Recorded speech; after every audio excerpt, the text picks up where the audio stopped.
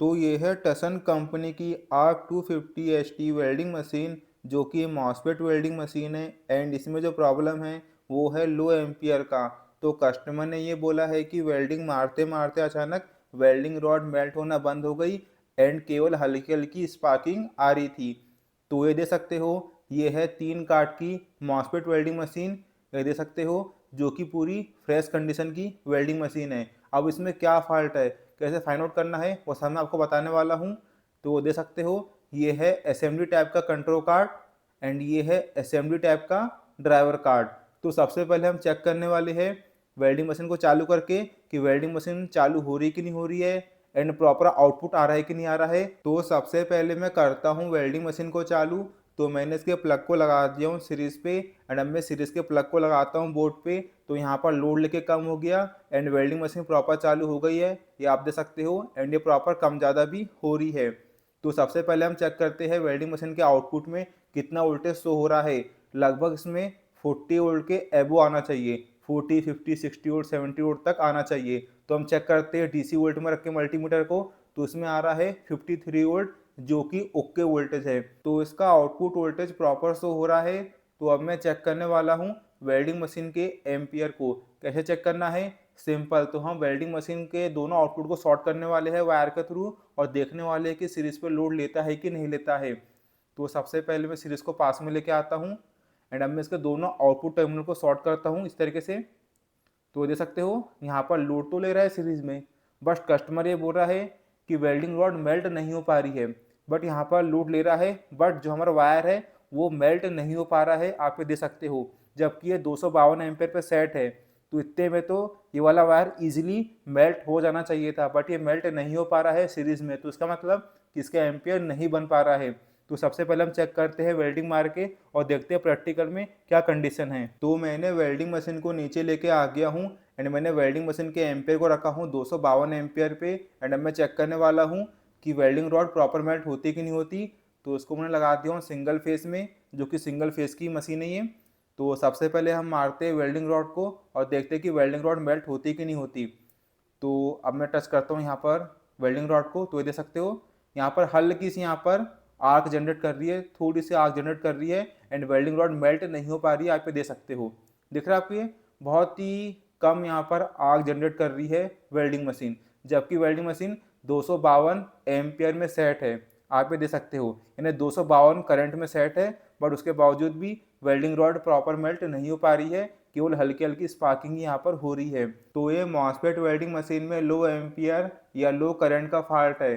तो ये फॉल्ट कहाँ से आता है, कैसे फाइंड आउट करना है, कैसे रिपेयर करना है, वो सब मैं आपको सिखाने वाला हूँ, पूरा बताने वाला हूँ, वो भी स्टेप बाय स्टेप। तो चलिए बिना कोई टाइम वेस्ट करे आज की वीडियो को शुरू करते हैं। तो सबसे पहले मैं चेक करने वाला हूँ टॉप कार्ड को, बिकॉज 90% फॉल्ट टॉप कार्ड से ही आता है लो एम्पियर का। तो ये है इसका power supply plus control card, ये है आउटपुट का कैपेसिटर 24 वोल्ट का, ये है ड्राइवर कार्ड।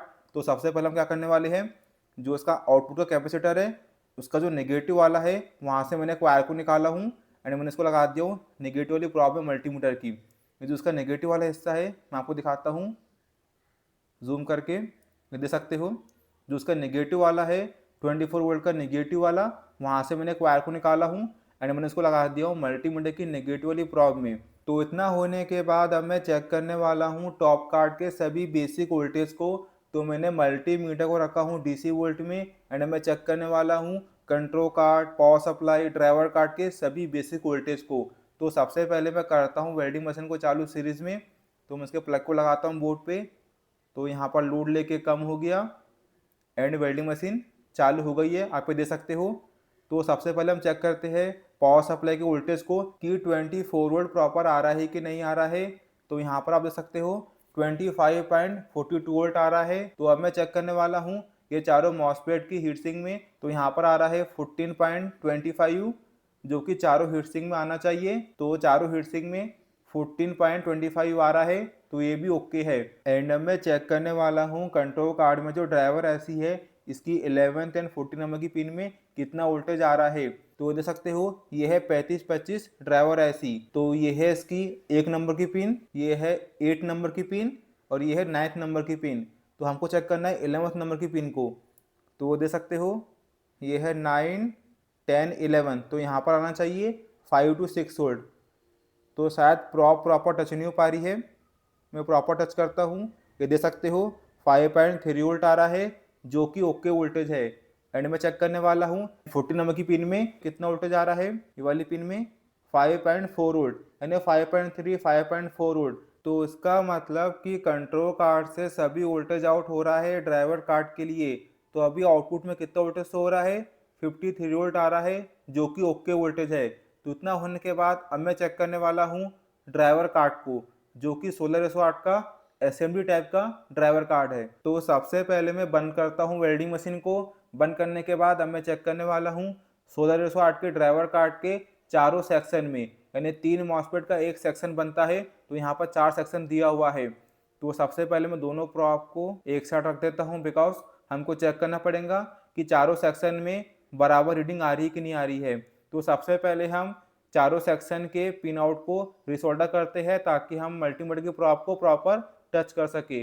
इस तरीके से चारों सेक्शन को रिसोल्डर करने के बाद अब मैं चेक करने वाला हूँ मल्टीमीटर से कि चारों सेक्शन में बराबर रीडिंग आ रही है कि नहीं आ रही है। अगर प्रॉपर रीडिंग आ जाएंगी तो इसका मतलब कि जो फॉल्ट है वो हमारे फीडबैक सेक्शन में हो सकता है, यानी शंट सेक्शन में हो सकता है। तो सबसे पहले मैंने मल्टीमीटर को सेट कर दिया हूँ डायोड रेंज पे, एंड मैं चेक करने वाला हूँ ये वाले सेक्शन में कितनी रीडिंग्स होती है। तो मैं दोनों प्रॉप को ये वाले सेक्शन में टच करता हूँ, तो यहाँ पर कुछ भी रीडिंग शो नहीं हो रही है। एंड मैं प्रॉप को पलटाता हूँ तो यहाँ पर रीडिंग आना चाहिए। तो यहाँ पर रीडिंग आ रही है 714, तो इसका मतलब ये वाला सेक्शन ओके है। एंड मैं चेक करता हूँ ये वाले सेक्शन में, तो यहाँ पर भी कोई भी रीडिंग शो नहीं हो रही है। एंड मैं प्रॉप को पलटाता हूँ तो यहाँ पर भी सेम रीडिंग आना चाहिए। तो यहाँ पर रीडिंग आ रही है 718, लगभग ओके है, कोई दिक्कत नहीं है। तो ये वाला सेक्शन भी ओके है। एंड अब मैं यहाँ पर रखता हूँ तो यहाँ पर आ रही रीडिंग 716, तो ये भी ओके है। एंड अब मैं प्रॉप को पलटाता हूँ तो यहाँ पर रीडिंग नहीं आना चाहिए, तो यहाँ पर रीडिंग नहीं आ रही है। तो ये वाला सेक्शन भी ओके है। एंड मैं चेक करता हूँ ये वाले सेक्शन में प्रॉप रख के, तो यहाँ पर रीडिंग आ रही है 2020, जो कि गलत रीडिंग है। ये दे सकते हो इतनी रीडिंग यहाँ पर शो नहीं होना चाहिए, यहाँ पर 0.700 समथिंग रीडिंग आना चाहिए। एंड में प्रॉप को पलटाता हूँ और देखता हूँ कि रीडिंग आती कि नहीं आती है।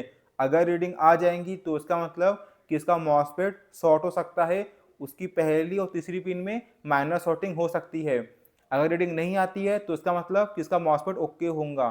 तो मैं दोनों प्रॉप को यहाँ पर टच करता हूँ। इस तरीके से टच करने के बाद ये देख सकते हो यहाँ पर रीडिंग नहीं आ रही है, तो इसका मतलब कि इसका मॉसफेट ओके है। तो प्रॉप पलटाने के बाद इसमें रीडिंग आ रही है 2000 के समथिंग, तो इसका मतलब कि ये वाले सेक्शन में कोई न कोई प्रॉब्लम है। तो सबसे पहले हम चेक करने वाले हैं ये तीनों मॉसफेट की पहली और तीसरी पिन में कितनी रीडिंग से होती है। तो हम चेक करते हैं। सबसे पहले मैं ये वाले मॉसफेट की पहली और तीसरी पिन में रखता हूँ दोनों प्रॉप को इस तरीके से। तो यहाँ पर रीडिंग आ रही है 2025। एंड नंबर रखता हूँ ये वाले सेक्शन की पहले और तीसरी पिन में, तो यहाँ पर रीडिंग आ रही है 736। तो इसका मतलब ये वाला सेक्शन ओके है। एंड यहाँ पर रखता हूँ, यहाँ पर भी 2025 रीडिंग आ रही है। बट जैसे मैं प्रॉप को पलटाऊँगा, अगर यहाँ पर रीडिंग आ जाती है तो इसका मतलब कि हमारा मॉसफेट ख़राब है।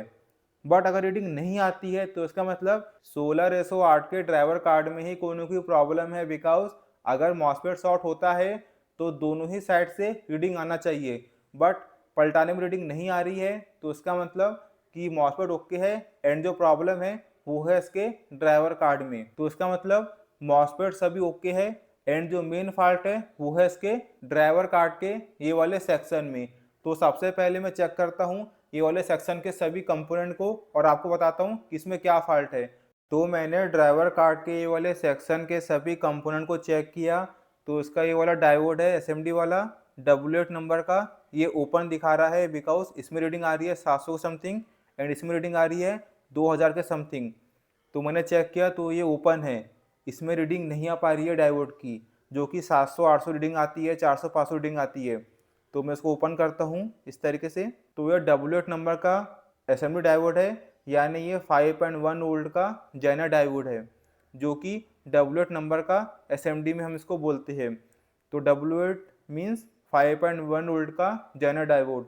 तो हम यहाँ पर लगाने वाले हैं 5.1 वोल्ट का जेनर डायोड। तो अब मैं यहाँ पर लगाने वाला हूँ ये वाला जेनर डायोड, जो कि 5.1 वोल्ट का जेनर डायोड है। तो मैं इसको लगाता हूँ और आपको दिखाता हूँ। तो मैंने ये वाले सेक्शन में लगा दिया हूँ जेनर डायोड को, जो कि 5.1 वोल्ट का जेनर डायोड है। तो मैंने मल्टीमीटर को रखा हूँ डायोड रेंज पे एंड मैं चेक करने वाला हूँ कि ये वाले सेक्शन में कितनी रीडिंग शो होती है। तो मैं दोनों प्रोब को ये वाले सेक्शन में लगाता हूँ। तो यहाँ पर रीडिंग आ रही है 761, जो कि ओके रीडिंग है। तो इसका मतलब कि ये वाला सेक्शन ओके हो गया है एंड प्रॉप पलटाने के बाद यहाँ पर कोई भी रीडिंग शो नहीं होना चाहिए। तो ये प्रॉपर ओके हो गया है। तो इसका मतलब इससे पहले यहाँ पर केवल 3 ही सेक्शन वर्क कर रहे थे और एक सेक्शन यहाँ पर वर्क नहीं कर पा रहा था, इसलिए वेल्डिंग मशीन से लो एम्पेयर वाली प्रॉब्लम दिखने को मिल जा रही थी। तो इतना होने के बाद अब मैं करता हूँ वेल्डिंग मशीन को चालू और चेक करता हूँ वेल्डिंग मशीन के दोनों आउटपुट टर्मिनल में कितना वोल्टेज शो हो रहा है एंड कितना एम्पियर आ रहा है। तो मैंने इसके प्लग को लगा दिया हूँ सीरीज पे एंड मैं सीरीज के प्लग को लगाता हूँ बोर्ड पे। तो वेल्डिंग मशीन चालू हो गई है एंड मैं सेट करता हूँ मल्टीमीटर को डीसी वोल्ट में। सेट करने के बाद अब मैं दोनों पर आपको लगाता हूँ वेल्डिंग मशीन के दोनों आउटपुट टर्मिनल में कितना वोल्टेज शो हो रहा है। ये आप देख सकते हो 48 वोल्ट आना चालू हो गया है।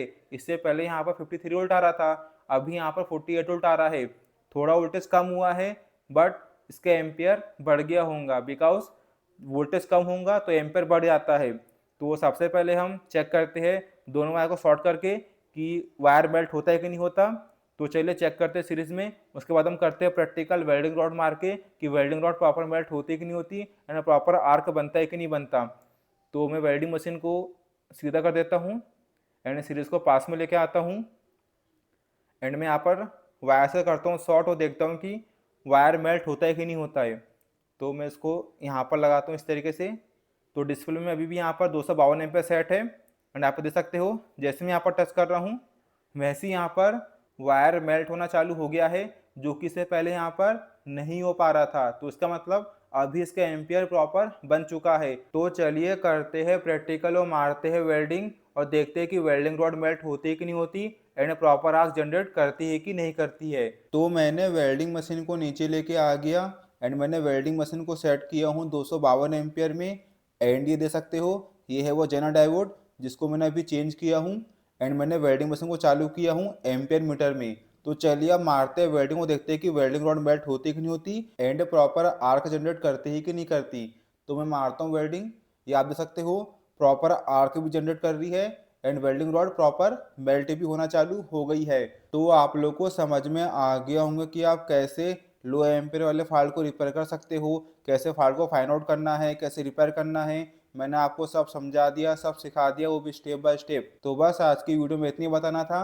तो वीडियो पसंद है तो वीडियो को लाइक कर देना, डू सब्सक्राइब माई चैनल ताकि मैं ऐसी वीडियो आता रहूँगा। सो गाइस मिलते हैं अगली वीडियो में।